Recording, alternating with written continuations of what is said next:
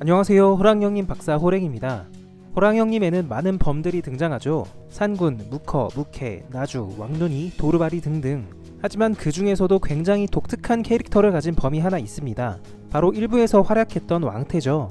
외모는 빠르도 발라버릴 것 같이 강하게 생겼는데 특유의 유아틱한 말투와 순박한 성격으로 많은 사랑을 받았습니다. 그리고 은근히 숨겨진 뒷이야기가 많을 것 같은 캐릭터이기도 합니다. 왕태에 대한 재미있는 사실 하나 알려드릴게요. 사실 왕태는 한때 왕태가 바로 빠르다 라고 오해받던 시절이 있었습니다. 때는 일부가 한창 진행되던 2016년 상반기 정도였는데요. 당시 팬들 사이에서는 대체 빠르가 누구냐를 두고 한참 얘기가 많았죠. 당시 후보로 거론되던 인물 중 하나가 바로 왕태였습니다. 그 이유를 지금 돌아보면 좀 웃기기도 한데 작품의 시놉시스 중에 얼떨결에 아이의 보호자가 된 빠르라는 구절이 있습니다. 당시 왕태가 산군에게 아랑사를 받아서 도망치는 스토리가 연재 중이었는데요. 그걸 보고 혹시 왕태가 빠르 아니냐 하는 추측이 나왔던 겁니다. 사실 저는 왕태가 빠르면 호형 그만 보려고 했어요. 왕태가 매력적이긴 하지만 숨겨진 찐 주인공이라면 몰입이 안 될 것 같아서. 여튼 다행히 왕태는 빠르가 아니었고 지금까지 호형을 잘 보고 있습니다. 특유의 백치미로 많은 사랑을 받은 왕태. 오늘은 왕태의 모든 것에 대해 알아보겠습니다. 1. 왕태의 행적 정리. 왕태는 옛날에 검은강 부근에서 가장 강한 범으로 이름을 날렸죠. 그러다 묵허가 나타났고 이제 2살 된 묵허와 대결했다가 영혼까지 탈탈 털려서 도망가게 됩니다. 보통 범은 더 강한 놈이 나타나면 그 영토를 내어주게 되어 있어서 왕태도 이 무렵 어디론가 떠나게 된 것 같습니다. 왕태가 붉은 산으로 끌려가서 항마병이 된 것 아니냐 생각할 수 있는데 그게 확실하지가 않습니다. 항마병 스토리나 항마전이 등장하는 장면에서는 왕태의 모습을 찾아볼 수가 없죠. 딱 하나 왕태가 무골, 풍, 이매와 싸운 걸로 보이는 장면이 있는데요. 무골이 염주 풀리면 우리가 도저히 다룰 수 있는 놈이 아니다. 앞으로 다시는 왕태의 염주를 풀지 말라고 하죠. 마치 잘 모르는 인물인 것처럼 얘기하는 게 좀 이상하고요. 그리고 왕태는 항마병 대장인 추이에 대해서도 모르는 듯 보이는데요. 정리해보자면 무골 용병단이 왕태를 만난 시점은 항마전 종료 후였던 것 같습니다. 여튼 돌아와서 왕태가 소속된 무골 용병단은 흰눈썹의 의뢰를 받고 이를 돕고 있었습니다. 당시 흰눈썹은 아랑사 탈환 작전을 위해서 추위까지 꼬드긴 상태였죠. 사실상 무골 용병단이 할 일은 없었는데 만약을 대비해서 성을 방어할 목적으로 흰눈썹이 부른 것이죠. 그러다 까치목골에 묵허가 있다는 사실을 알게 되고 긴급히 풍을 투입하는데 풍은 베르텐게와 홍위부에게 죽고 말았죠. 이때부터 우리의 왕태가 활약하기 시작합니다. 왕태는 풍을 찾으러 갔다가 하필 산군하고 마주쳐서 그대로 꼬리 내렸고 산군을 흰눈썹의 성으로 안내하게 됩니다. 산군의 도움을 받아서 무골도 구하고 산군에게 고마움을 느끼게 되죠.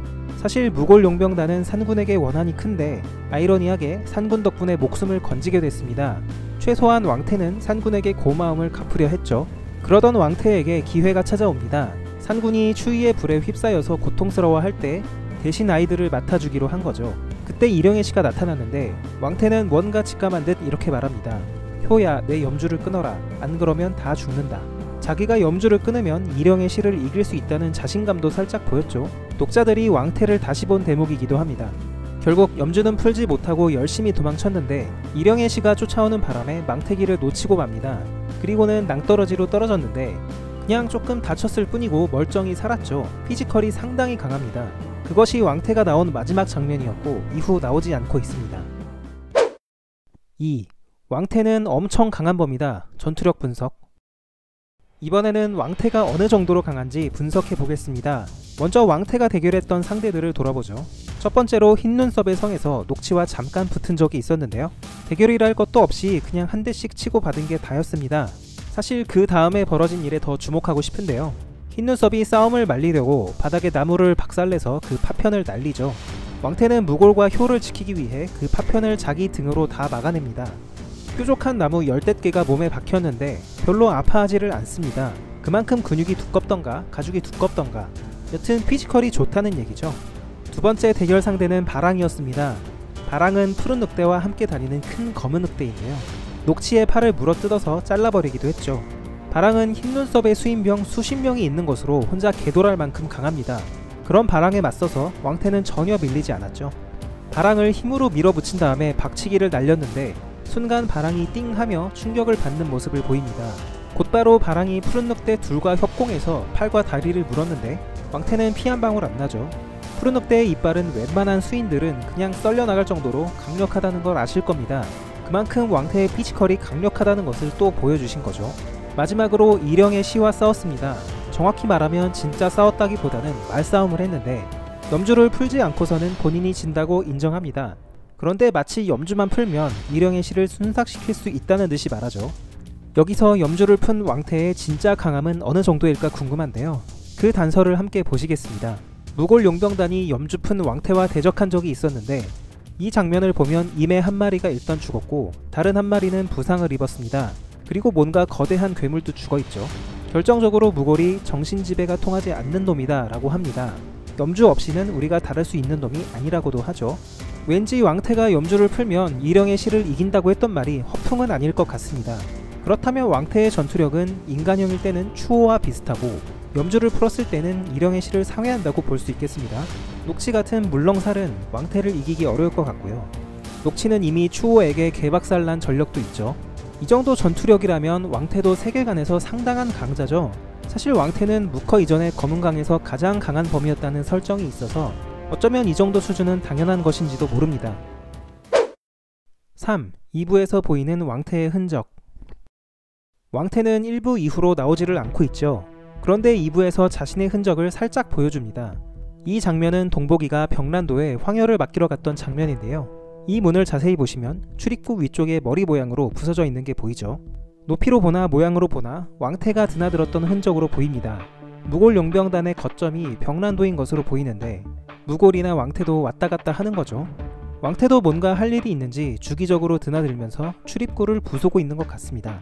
관리하는 인간들이 매번 고치기도 그렇고 라고 말하죠. 과연 왕태는 어디서 뭘 하고 있을까요?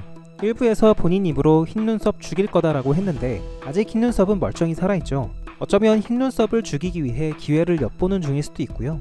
아니면 산군에게 부탁받은 아이들을 잃어버렸기 때문에 그에 대한 죄책감이 클 것 같은데 혹시 아이들의 흔적을 찾고 다니는 것은 아닌지 추측해봅니다. 오늘은 왕태에 대해 알아봤습니다. 이렇게 리뷰하고 나서 드는 생각인데 호형은 쓸데없는 캐릭터를 잘 만들지 않는 것 같아요. 왕태도 마찬가지입니다. 처음에 무커가 왕태라는 범을 2살 때 이겼다는 장면이 나왔을 때 누구도 그 왕태가 다시 등장할 거라고 예측하지 못했죠. 그런데 그 왕태가 산군을 도와서 아랑사 구조에 결정적인 역할을 할 줄 누가 알았겠습니까? 장기 연재작일수록 초반에 이런저런 캐릭터가 양산되다가 나중에 이도저도 아닌 인물로 남는 경우를 자주 볼 수 있죠.